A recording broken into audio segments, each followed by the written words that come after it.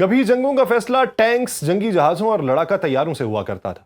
پھر ایک دور آیا جب یہ کہا جانے لگا کہ مستقبل کی جنگیں مشینیں لڑیں گی اور آسمان پہ اڑنے والے ڈرونز میدان جنگ کے نئے بادشاہ ہوں گے۔ امریکہ، اسرائیل، چین، ترکی اور کئی دوسری طاقتوں نے اربوں ڈالر خرچ کر کے ایسے بغیر پائلٹ طیارے تیار کیے جو ہزاروں کلومیٹر دور بیٹھے آپریٹرز کے اشاروں پہ نگرانی بھی کر سکتے تھے اور مہلک حملے بھی۔ لیکن اب ایک ایسی جنگ کے دعوے سامنے آ رہے ہیں جو اس پورے تصور کو چیلنج کر دے گی۔ اگر واقعی جدید امریکی اور اسرائیلی ڈرونز کی بڑی تعداد ایک ہی جنگ میں تباہ یا ناکارہ ہوئی ہے تو یہ صرف چند فضائی پلیٹ فارمز کا نقصان نہیں، بلکہ 21ویں صدی کی جنگی حکمت عملی پر ایک بڑا سوالیہ نشان ہے۔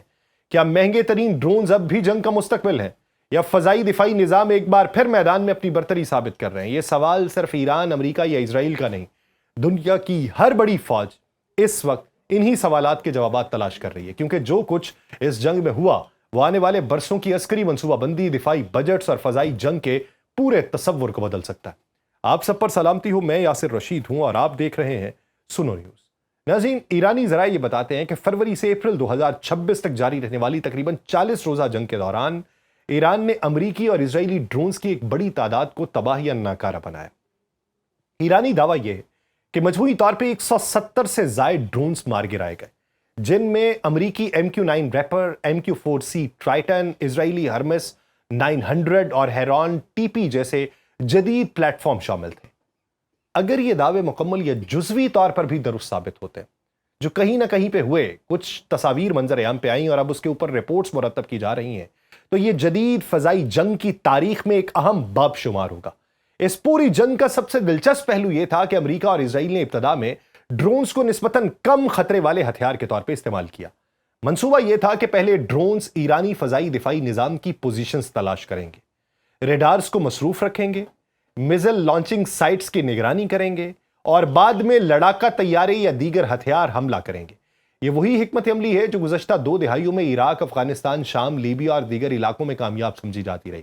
لیکن ایران کے معاملے میں صورتحال مختلف نظر آئی۔ ایران کئی دہائیوں سے پابندیوں کا شکار رہا ہے۔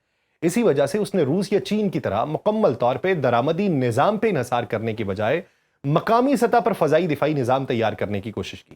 باور 373، خرداد سلسلہ، مرصاد، تب، سوم خرد اور متعدد دیگر نظام اسی حکمت عملی کا حصہ تھے۔ ایران کا دعویٰ ہے کہ ان نظاموں کو خاص طور پہ درمیانی بلندی پر پرواز کرنے والے ڈرونز اور کروز میزلز کے خلاف مؤثر بنایا گیا۔ امریکی MQ-9 ریپر کو دنیا کے خطرناک ترین ڈرونز میں شمار کیا جاتا ہے۔ یہ صرف نگرانی نہیں کرتا بلکہ ہیل فائر میزل اور دیگر سمارٹ ہتھیار بھی لے جا سکتا ہے۔ ایک ریپر کی قیمت تقریباً $30 ملین تک پہنچ سکتی ہے۔ اگر واقعی 24 یا اس سے زیادہ ریپر ضائع ہوئے تو صرف مالی نقصان ہی $700 ملین سے تجاوز کر سکتا ہے۔ لیکن اصل نقصان مالی نہیں بلکہ انٹیلیجنس، نگرانی اور مسلسل فضائی موجودگی کی صلاحیت پہ کمی۔ اس جنگ میں سب سے زیادہ توجہ MQ-4C ٹرائٹن کے مبینہ نقصان نے حاصل کی۔ ٹرائٹن کو سمندری نگرانی کا شہنشاہ کہا جاتا ہے۔ یہ ہزاروں کلومیٹر دور تک نگرانی کر سکتا ہے اور اس کی قیمت $600 ملین سے بھی زیادہ بتائی جاتی ہے۔ اگر واقعی ایسا پلیٹ فارم مار گرایا گیا ہے تو یہ صرف ایک عسکری واقعہ نہیں بلکہ نفسیاتی اور تکنیکی دھچکا بھی ہوگا۔ یہی وجہ ہے کہ 2019 میں جب ایران نے RQ-4 گلوبل ہاک کو مار گرایا تھا تو پوری دنیا میں اس پر بحث ہوئی تھی۔ اسرائیل کے لیے بھی صورتحال کم اہم نہیں تھی۔ ہرمس 900 اور ہیرون TP اسرائیل کے طویل فاصلے تک نگرانی کرنے والے اہم ترین ڈرونز میں شمار ہوتے ہیں۔ یہ غزہ، لبنان، شام اور ایران جیسے محاذوں پہ اسرائیلی انٹیلیجنس کا بنیادی ذریعہ سمجھے جاتے ہیں۔ ایرانی دعویٰ یہ ہے کہ اس نے متعدد ہرمس 900 ڈرون تباہ کیے ہیں، یعنی 900، جبکہ بعض کو تقریباً صحیح حالت میں قبضے میں لیا گیا ہے جس کی ریورس انجینئرنگ کی جائے گی۔ اگر کسی جدید ڈرون کے سینسرز، اس کا مواصلاتی نظام یا سافٹ ویئر کا مطالعہ مخالف کے ہاتھ لگ جائے تو اس سے صرف موجودہ جنگ ہی نہیں بلکہ آئندہ کئی سال کی عسکری منصوبہ بندی متاثر ہو سکتی ہے۔ تو یہاں ایک اہم سوال یہ کہ کیا ڈرون واقعی جنگ کا مستقبل ہے یا اب ان کے خلاف دفاعی نظام جو ہے وہ زیادہ تیزی سے ترقی کر رہے ہیں؟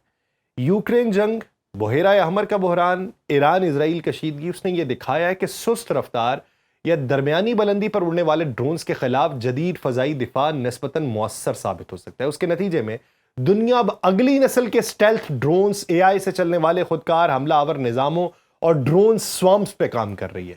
اسی جنگ نے ایک اور دلچسپ تضاد بھی سامنے لا کھڑا کیا۔ امریکہ نے ایران کے خلاف ایسے خودکش ڈرون استعمال کیے جن کے بارے میں متعدد ماہرین کا خیال تھا کہ ان کی ساخت ایرانی شاہد 136 سے متاثر تھی، یعنی وہی تصور جسے ایران نے برسوں پہلے اختیار کیا تھا اب اس کے مخالفین بھی استعمال کر رہے ہیں۔ یہ اس بات کا ثبوت ہے کہ جدید جنگ میں ٹیکنالوجی صرف ایک ملک کی ملکیت نہیں رہتی بلکہ تیزی سے پھیلتی ہے اور تبدیل ہوتی رہتی ہے۔ ایرانی نقطہ نظر سے دیکھا جائے تو یہ جنگ صرف دفاعی کامیابی نہیں بلکہ مقامی عسکری صنعت کی تشہیر بھی تھی۔ تہران دنیا کو یہ پیغام دینا چاہتا ہے کہ پابندیوں اور بین الاقوامی دباؤ کے باوجود اس نے ایسے نظام تیار کر لیے ہیں جو جدید مغربی اور اسرائیلی پلیٹ فارمز کو چیلنج کر سکتے ہیں۔ دوسری طرف امریکہ اور اسرائیل کے حامی ماہرین یہ موقف اختیار کرتے ہیں کہ جنگی حالات میں تمام دعووں کی آزادانہ تصدیق ضروری ہوتی ہے اور حقیقی نقصانات کے اعداد و شمار ممکن ہے کہ بعد میں سامنے آئے۔ جنگ کے ابتدائی دنوں میں بہت سے مغربی اور اسرائیلی تجزیہ کاروں کا خیال تھا کہ جدید ڈرون ٹیکنالوجی روایتی فضائی دفاعی نظاموں کو تقریباً غیر مؤثر بنا چکی ہے۔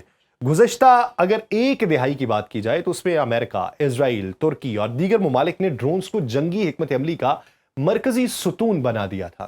لیبیا، شام، عراق، افغانستان، نگورنو کاراباخ اور یوکرین میں ڈرونز نے غیر معمولی کامیابیاں حاصل کی، جس کے بعد یہ تصور مضبوط ہوا کہ مستقبل کی جنگوں میں پائلٹ والے طیاروں کے مقابلے میں ڈرونز فیصلہ کن کردار ادا کریں گے۔ لیکن ایران کے خلاف ہونے والی تقریباً 40 روزہ جنگ نے اس تصور کو شدید چیلنج کیا۔ اگر ایرانی دعوے حقیقت کے قریب بھی ثابت ہوتے ہیں تو اس جنگ نے دنیا کو ایک نئی حقیقت دکھائی۔ وہ حقیقت یہ ہے کہ صرف ڈرونز کی تعداد، ان کی جدید ٹیکنالوجی یا ان کی قیمت جنگ میں کامیابی کی ضمانت نہیں ہے۔ اگر کسی ملک کے پاس مربوط radar network, electronic warfare, cyber صلاحیتیں اور مختلف سطحوں پہ کام کرنے والے فضائی دفاعی نظام موجود ہوں تو وہ مہنگے ترین ڈرون بیڑوں کو بھی شدید نقصان پہنچا سکتا ہے۔ خاص طور پہ امریکہ کے MQ-9 ریپڈ ڈرونز کے حوالے سے سامنے آنے والے جو اعداد و شمار تھے اس نے دفاعی حلقوں میں بحث چھیڑی۔ یہ وہی ڈرون ہیں جنہیں افغانستان میں، یمن، عراق اور شام میں برسوں تک امریکہ نے مسلسل نگرانی اور حملوں کے لیے استعمال کیا۔ ایک ریپڈ ڈرون کی قیمت تقریباً $3 کروڑ کے قریب سمجھی جاتی ہے۔ 24 ریپر ضائع ہوئے تو $720 ملین۔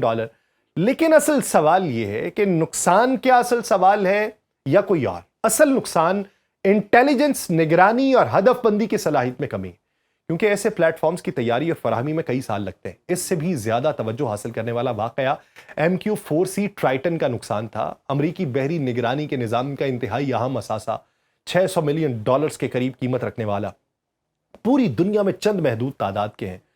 ایسا پلیٹ فارم کا ضائع ہونا صرف ڈرون کا نقصان نہیں، امریکی بحری نگرانی کے ایک اہم حصے میں خلا پیدا ہونا۔ یہی تاثر مضبوط کرتا ہے اس موقف کو کہ جس کی وجہ سے امریکہ دوبارہ بڑا حملہ ایران کے اوپر نہیں کر رہا، کہ جتنا اس کا نقصان ہو چکا وہ ابھی مزید وقت چاہتا ہے ایران کو پڑھنے کے لیے۔ اسرائیل کی صورتحال نسبتاً زیادہ پیچیدہ ہے۔ اسرائیل کا ڈرون پروگرام دنیا کے قدیم ترین اور ترقی یافتہ پروگرامز میں شمار ہوتا ہے۔ ہرمس 900 اور ہیرون TP جیسے پلیٹ فارمز اسرائیلی فضائی حکمت عملی کا بنیادی جزو ہیں۔ ان کو بڑے پیمانے پر نقصان پہنچنا اسرائیل کو صرف ڈرون بنانے کا مسئلہ نہیں چھوڑے گا، بلکہ کئی سالوں سے قائم نگرانی اور انٹیلیجنس کے پورے ڈھانچے پہ ایک سوالیہ نشان لگا جائے گا۔ اسی وجہ سے وہ ایران کے اوپر حملے نہیں کر رہا۔ امریکہ کے کہنے کے باوجود بھی وہ لبنان کے اوپر حملے جاری رکھے ہوئے ہے۔ اگر اتنا ہی ہٹ دھرم ہے تو ایران کے اوپر دوبارہ حملے کیوں نہیں کر رہا؟ اس جنگ کا شاید سب سے بڑا سبق یہ ہے کہ دنیا اب ڈرون بمقابلہ فضائی دفاع کے ایک نئے دور میں داخل ہے۔ گزشتہ برسوں میں توجہ زیادہ تر ڈرونز کی کامیابیوں پر رہی، لیکن اب فضائی دفاعی نظام بھی تیزی سے ارتقا پذیر ہیں۔ AI سے چلنے والے ریڈار، جدید سینسرز، الیکٹرانک جیمنگ، سائبر حملے، network missile system drones کے لیے نئے خطرات پیدا کر رہے ہیں، اور یہی وجہ ہے کہ امریکہ، چین، روس اور یورپی ممالک اب نئی نسل کے اسٹیلتھ ڈرونز، خود مختار ڈرون سوارمز اور AI پر مبنی جنگی پلیٹ فارمز پہ اربوں ڈالر خرچ کر رہے ہیں۔ اسی تناظر میں ایران کا تجربہ دنیا کے لیے دلچسپی کا باعث بنا کہ اگر ایک ایسا ملک جو کئی دہائیوں سے پابندیوں کا شکار رہا، اپنی مقامی صنعت کے ذریعے مؤثر دفاعی نظام جو ہے وہ کھڑا کرتا ہے، دیگر ممالک کے لیے ایک اہم مثال بنتا ہے، تو یہی وجہ ہے کہ ایشیا، مشرق وسطیٰ اور یورپ کی کئی فوجیں اب اس جنگ کے اعداد و شمار، ویڈیوز اور تکنیکی تفصیلات کا باریک بینی سے مطالعہ کر رہی ہیں۔ یہ جنگ صرف ایران، امریکہ یا اسرائیل کے درمیان نہیں تھی، بلکہ اس نے مستقبل کی جنگوں کے بارے میں کئی بنیادی سوالات کھڑے کیے کہ کیا مہنگے ڈرونز جنگ کا فیصلہ کن ہتھیار ہوں گے؟ کیا فضائی دفاع دوبارہ جنگی میدان کا بادشاہ بنے گا؟ کیا AI سے چلنے والے ڈرون سوارمز اگلے مرحلے کے شاہ سوار ہوں گے؟ اور سب سے اہم سوال یہ کہ اگر دنیا کی بڑی طاقتیں اربوں ڈالر کے ڈرونز کو محفوظ نہیں رکھ سکتی تو مستقبل کی جنگوں کا فاتح کون ہوگا؟ بہت سے فوجی ماہرین اس تصادم کو صرف ایک علاقائی جنگ نہیں بلکہ 21ویں صدی کی فضائی جنگی حکمت عملی کا ایک تاریخی موڑ قرار دیتے ہیں، جس کے اثرات آنے والے برسوں تک دنیا کے فوجی منصوبہ بندی، دفاعی بجٹس اور ہتھیاروں کی دوڑ پر نظر آئیں گے۔